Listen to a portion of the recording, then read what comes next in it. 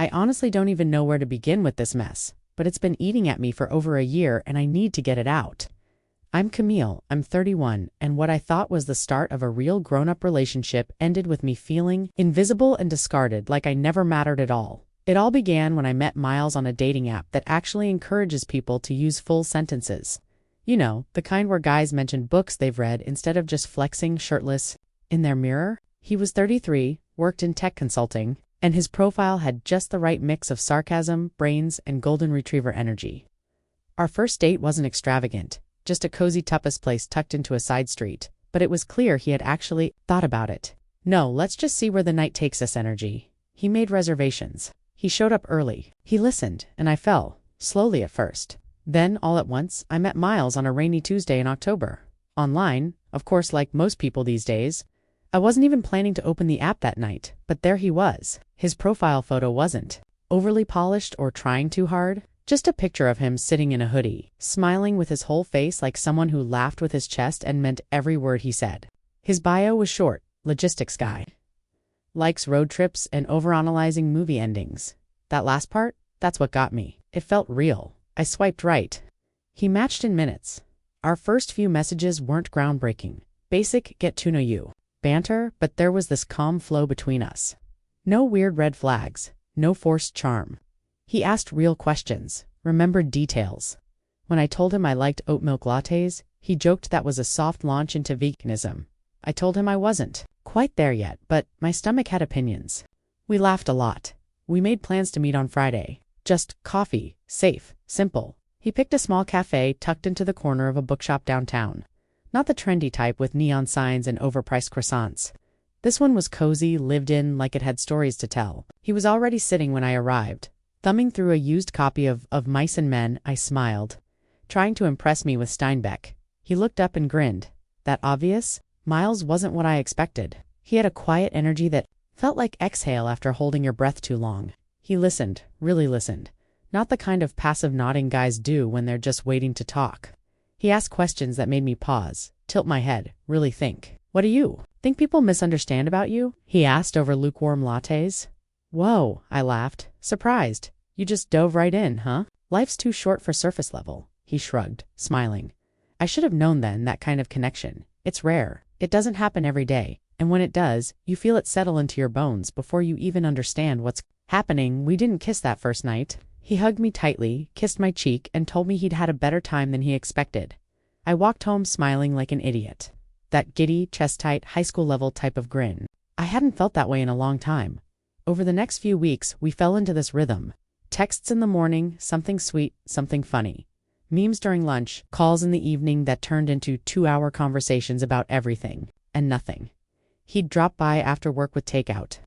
We'd sit on my couch eating tacos and watching documentaries about weird cults or serial killers, exchanging commentary like we were two retired detectives. He always brought snacks, always made sure my favorite blanket was within reach, always kissed the top of my head like it was the most natural thing in the world. I felt safe and seen, and it scared me. How easily I let myself lean into it. One night we were curled up on the couch when he looked at me and said, "You make everything feel softer?" I blinked. Softer. Like the edges of the world don't feel as sharp around you? It wasn't poetry. It wasn't rehearsed, but it was honest. And something in me cracked open when he said it.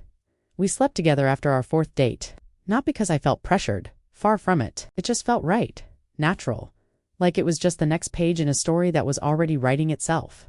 He held me after, fingers gently trailing my back, and whispered, "You're not just a good time, just so you know." That stuck with me. I didn't realize how much until later.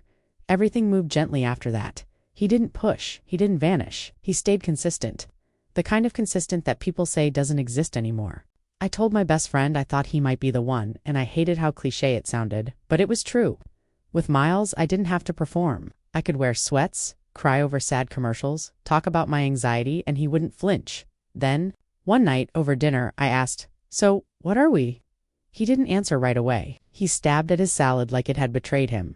Finally, he said, "I don't know. I like what we have. Do we need to label it?" That was my first stomach drop. Not because he said anything cruel, but because something shifted. A pause like that means something. I didn't push. I told myself it was early, that maybe he just needed time. But the seed was planted. Still, we kept seeing each other. And still, he was good to me. Thoughtful, attentive. Sex was incredible, but it wasn't just about that.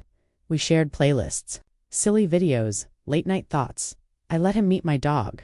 That's saying something, but we weren't exclusive. Not technically, I told myself I was okay with it, that we were modern adults and rushing things never ends well. But deep down, I was waiting for him to decide I was enough, that this we was worth defining.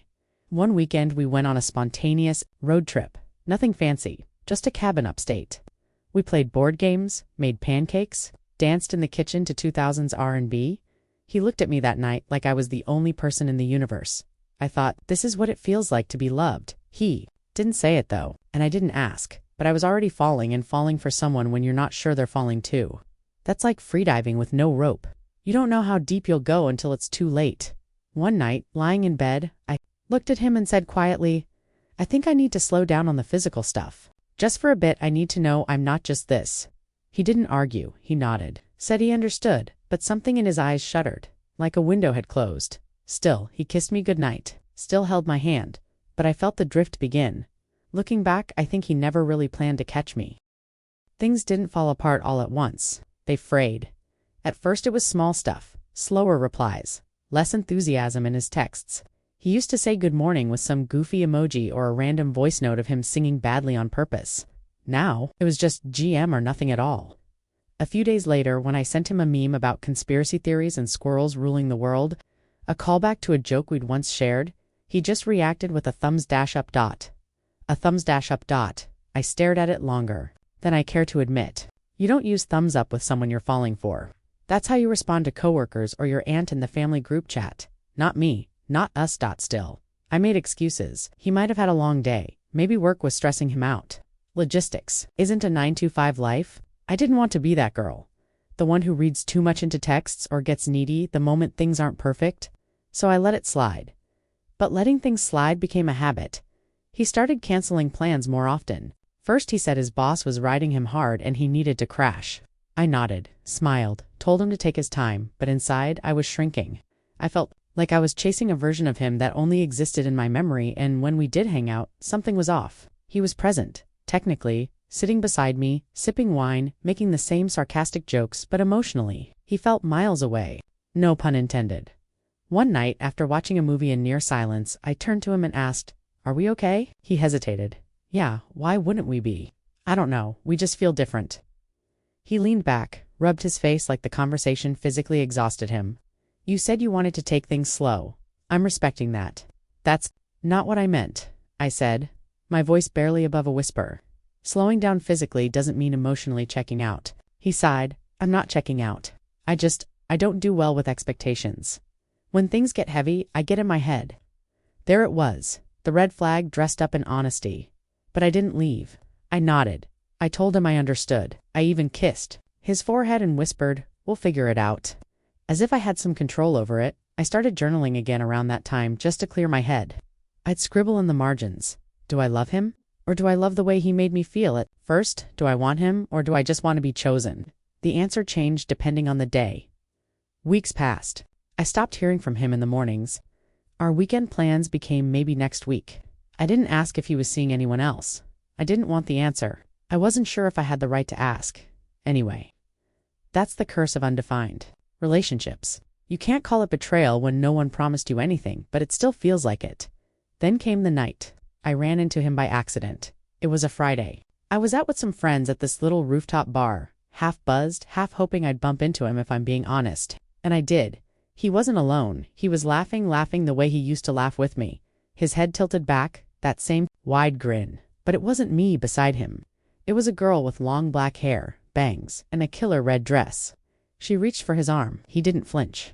I felt my heart drop to the bottom of my stomach. He hadn't seen me. I stood frozen by the railing, one hand still gripping my mojito like it could anchor me in place. My friend Maya saw my face and followed my eyes. She grabbed my hand and whispered, "Let's go." But I didn't move. I just kept staring. A part of me wanted to walk over and say something, anything, even just a polite hey to remind him I existed, that we happened. But I didn't. I couldn't. Instead, maybe a lie I could forgive. I typed, "Hey, saw you tonight, hope you had fun." He didn't reply. Not that night. Not the next morning. 40 hours later, he finally responded. Didn't mean for you to find out like that. Was gonna talk to you soon. I had been waiting for someone to choose me while he'd already moved on. Or maybe he was never really in it to begin with. Maybe I was just filling space until he found someone who didn't ask for clarity, someone easier. Or maybe she was already there the whole time. I didn't reply, but the silence didn't feel like power, it felt like loss. The next few weeks were a blur. I deleted our messages, hid his playlist, moved his toothbrush out of my drawer. It's funny how someone can be in every corner of your life without ever officially being yours. That's what no labels do. They give you all the intimacy, all the vulnerability, and none of the protection. One night, Maya came over with wine and a gallon of ice cream. We sat on the floor of my living room talking in circles. He never gave you what you needed, she said, spoon in hand. You were always walking on eggshells. Yeah, but I let him, I whispered. She paused.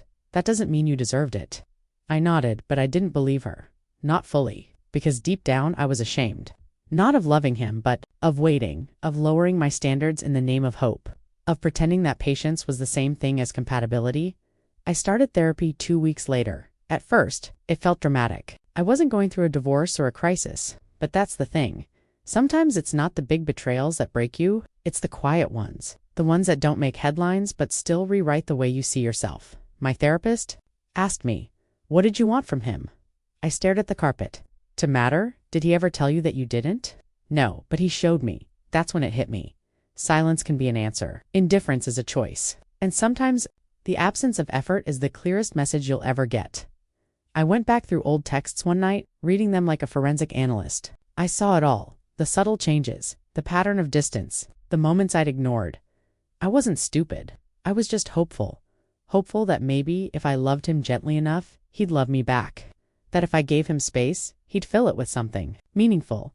But that's not how people work. You can't love someone into clarity. You can't be soft enough to make someone stay. I wish I had a prettier ending for this chapter, some triumphant revelation, a dramatic closure. But the truth is simpler. I let go, not all at once, and not gracefully. But eventually, letting go wasn't a grand gesture. It was small things. Saying no when he texted a casual, "Hey, you free?" 2 months later, blocking his number, not to punish him, but to protect myself. Deleting photos I used to scroll through at night like they held answers. Choosing me didn't feel like fireworks. It felt like peace, and peace, I learned, doesn't always come wrapped in happy endings. Sometimes it arrives in the form of empty space. Space you once filled with someone who didn't have room for you. I thought I'd felt heartbreak before, but nothing prepares you for the sting of watching someone you once adored give to someone else everything you begged them for. It's not just sadness. It's humiliation, shame, confusion. It's like you've been erased, like you never existed in the first place. 2 months had passed since Miles blocked me. I had cried myself to sleep more nights than I could count, thinking I was starting to heal, only to wake up mid-dream, heart pounding, reaching for my phone. I didn't even know what I expected. Maybe an apology, a "hey, I miss you," or some weak attempt to explain himself. I would have taken crumbs. Anything to make me feel like I hadn't just been discarded. But that never came. What did come, though, was a text from a mutual acquaintance. Just a photo, no caption. Miles in a matching couple's Halloween costume. A dumb, grinning Ken, standing next to a Barbie with long auburn hair and perfect white teeth. His arm was around her waist like it belonged there. He looked happy, relaxed, settled. I stared at the image, not breathing. It was like my body couldn't decide whether to cry or vomit. He had blocked me on everything, and yet here he was, public, present, and proud with someone new. I hadn't just been ghosted. I had been replaced. And not months later, weeks, maybe even days, I spiraled hard. The next few days were a haze. I stayed in bed longer than I care to admit. I went through our old texts, not to relive the good moments, but to look for clues. Was she always there? Was I the transition girl? The warm-up act before the real relationship started? Every flirty message, every "I feel so lucky we matched." Every Saturday night he spent cooking me pasta from scratch. I questioned all of it. I even started rewriting my own memories. Did he ever mean any of it? Eventually, my curiosity outweighed my pride. I opened a burner Instagram account. Don't judge me. I know it sounds pathetic, but I needed to see more. I needed to make it make sense. I found her page through his best friend's tagged photos. Her name was Chloe, and of course her life looked perfect. Yoga poses, vacation, selfies, motivational quotes in pastel pink font. They had been following each other for months. That detail made my stomach flip. I couldn't stop scrolling. There was a picture of the two of them at a vineyard, his hand resting comfortably on her thigh, hers curled into his chest. One of the comments read, "Finally, you two are so meant to be. Finally." That word haunted me. I went to sleep that night with mascara on my pillow and questions in my chest. Was I just the practice run? The placeholder while he waited for her to become available? I wanted to hate her, but all I really felt was small, insignificant. Like the emotional effort I had put into us, into him, meant nothing. And then came the worst part, the silence. There was no closure, no explanation, just a void. It's like the story ended mid-sentence. My brain kept trying to fill in the blanks, rewrite the ending, justify the cruelty. But sometimes there is no reason. People just leave. Sometimes they leave while they're still smiling at you, and sometimes they leave straight into someone else's arms. That thought haunted me in the quiet moments.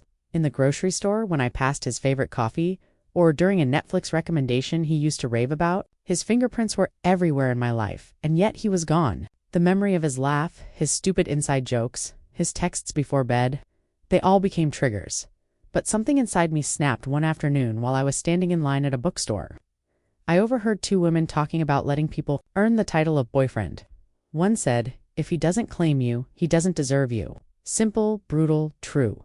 It hit me like a slap. I had given Miles everything. My time, my affection, my trust. And I hadn't even demanded the basic dignity of a label.